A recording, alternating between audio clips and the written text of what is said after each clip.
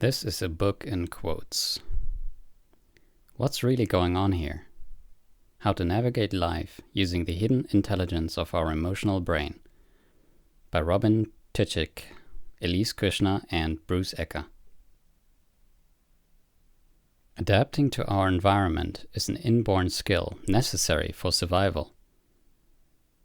People's behavior and feelings are governed largely by unconscious assumptions about the world, learnings that are outside of their awareness. Melanie's choices have a deep hidden sense outside of her awareness. She doesn't even see them as choices. It's simply how it is. The deep lasting change of behaviors and habits requires discovering the emotional learnings at the root of those patterns. Neuroscientists were convinced that the best we could do was to learn new habits that override and suppress the old ones. Recent neuroscience research that shows how even the most stubborn of old unquestioned assumptions and learnings can, in fact, be erased and replaced with completely new emotional learnings that, in the present, serve us better than the original ones. We now know that the brain not only has the ability to create such learnings, it also has the ability under particular conditions to dissolve or unlearn them. This ability of the brain to reorganize itself based on usage is called neuroplasticity. But our brains do so much more. They have also been storing emotional knowledge our whole lives.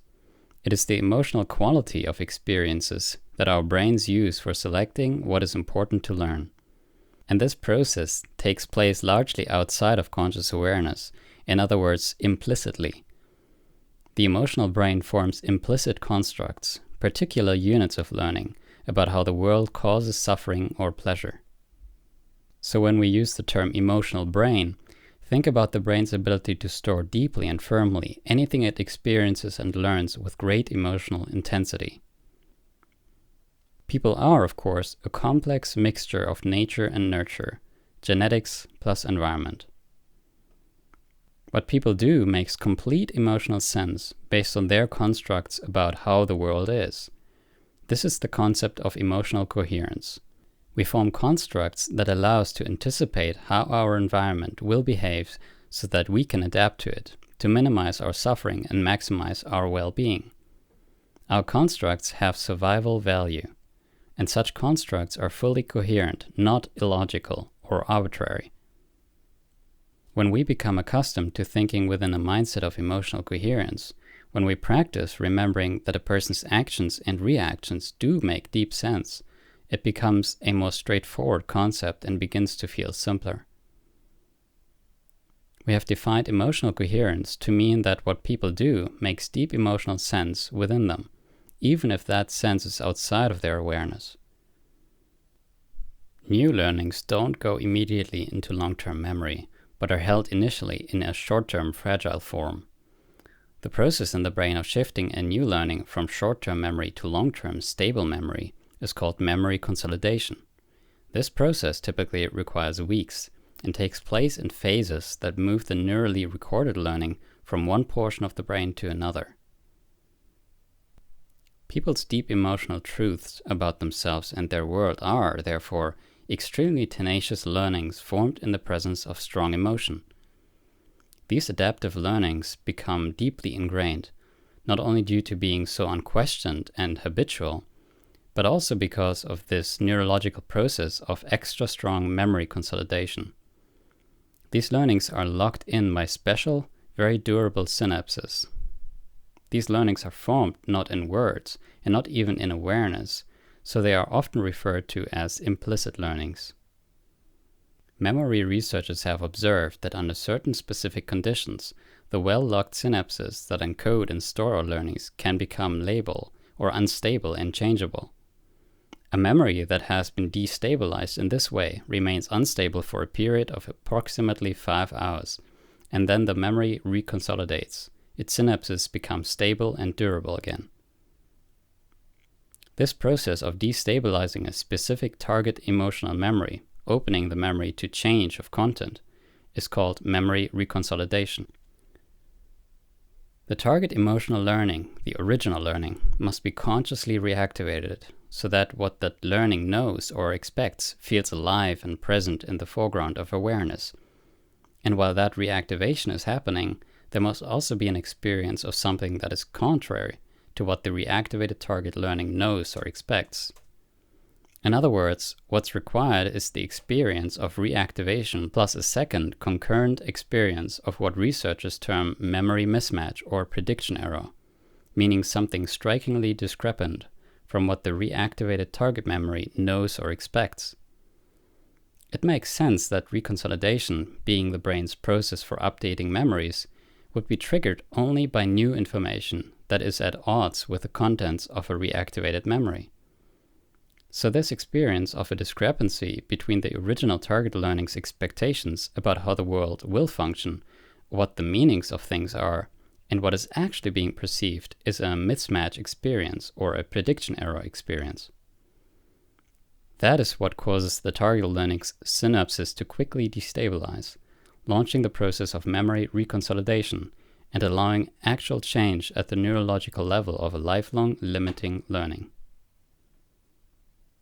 Just as memory consolidation is nature's way of making sure that important learnings get stored long-term, so is memory reconsolidation nature's way for us to get free of tenacious learnings that no longer serve us optimally in changed circumstances in the present, by updating these learnings based on more current experiences. If we assume coherence, that a person's emotional brain is making sense according to what was learned in the past, then we also recognize that that person is the only possible source of knowledge of what that deep sense is. It is tempting at times to interpret or form our own notions about what a person's behaviors mean, and even to pathologize, counteract, criticize, or try to correct a person. But that would mean that I believe I know better than you do about your past experiences and the truth of the world you inhabit. And that is inconsistent with thinking in terms of emotional coherence. In the perspective of the emotional coherence framework, discovering what lies beneath a person's actions and reactions is well worth the time and effort it takes to do that, because that is the route to transformational change, and the first step along that route consists of discovering a person's particular implicit emotional truths or constructs. Once we begin looking through the lens of emotional coherence and understanding that each person's world consists of his or her unique mental constructs, we realize that pathologizing cannot lead to correct understanding of a person. Neurologically, there is a significant difference between transformational change, change that is deep and lasting, and counteractive change, change that only suppresses a behavior or overrides one response pattern with another. From neuroscience, we know that counteractive learnings leave the original learnings intact. Counteractive learnings are additional learnings that are stored separately in the brain from the original learnings. New learning always creates new neural circuits in the brain, but it is only when new learning replaces and eliminates old learning that transformational change occurs. A counteractive response functions as a wall or a detour sign, since it diverts people from becoming aware of their own underlying learnings, feelings, needs, and meanings, and finding their own path. Counteracting actually strengthens the suppression of what's underneath and is coherently driving people's responses.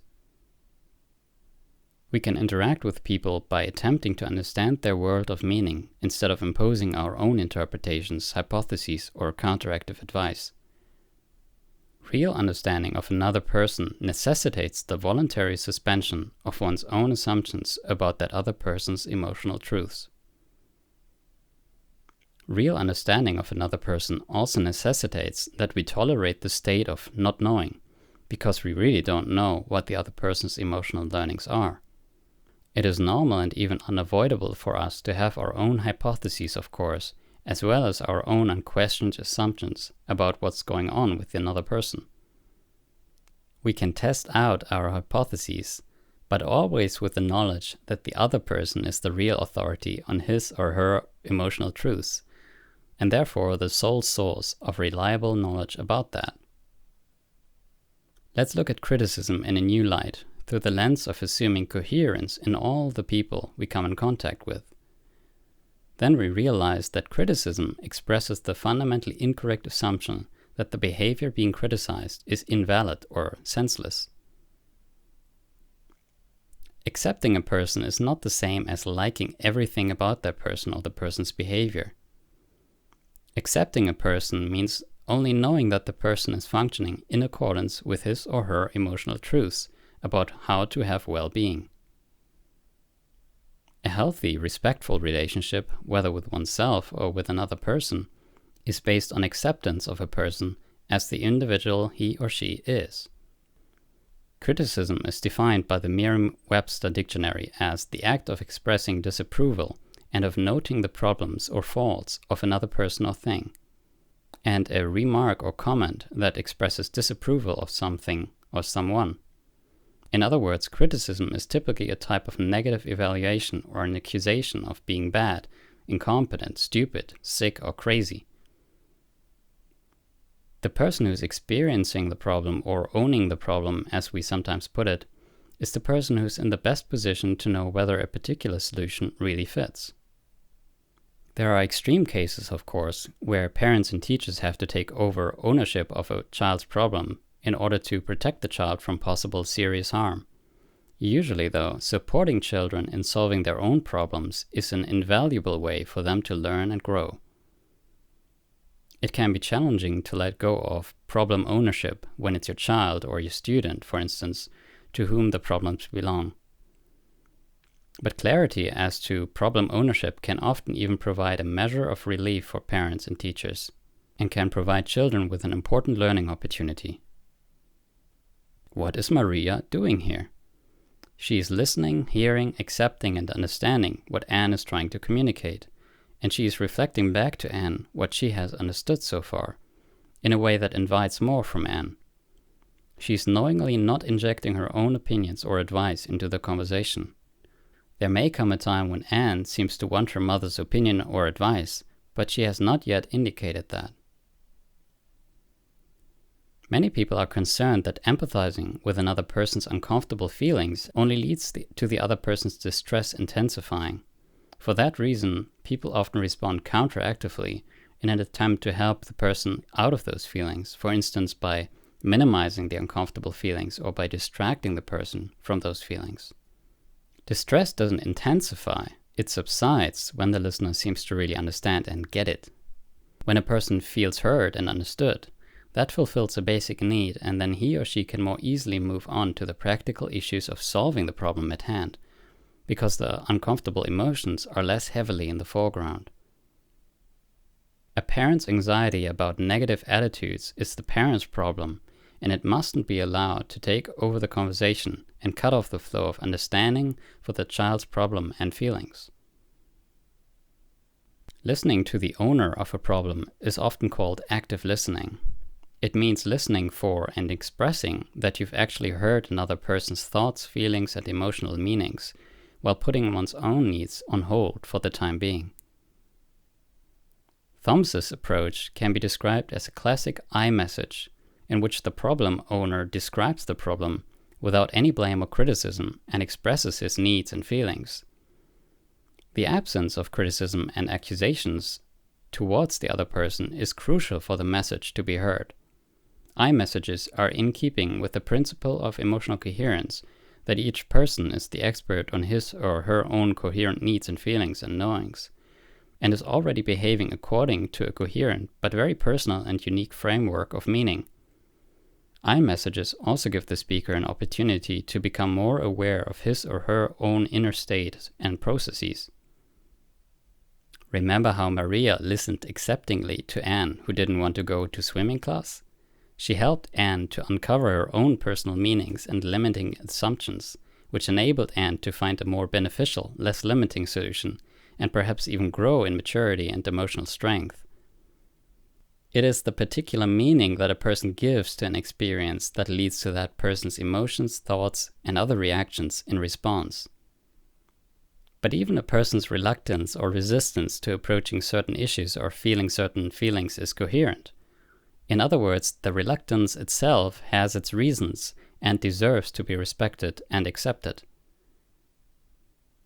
Until the turn of the millennium, neuroscientists believed that emotional learnings were stored in our brains permanently, locked in with no key. Remember, emotional learnings are deeply rooted out-of-awareness learnings about how the world functions and how people are. We now know that the brain has not only the ability to create such learnings, it also has the ability to dissolve or deeply unlearn emotional learnings. And the brain has a well-defined process for doing that. We can make active use of the brain's inborn capabilities of forming and dissolving emotional learnings.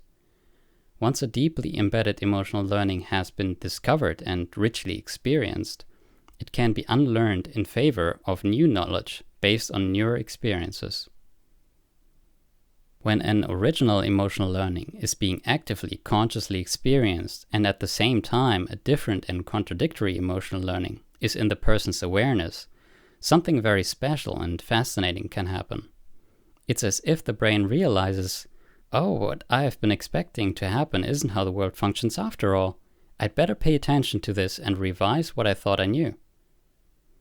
In response to that experience, those extra durable synapses that have locked in the original emotional learning become temporarily unlocked and changeable.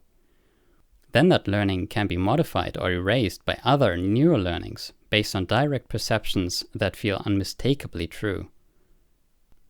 We do not need to settle for counteractive methods that compete with the responses they attempt to suppress or override. We have the key for unlocking the emotional brain.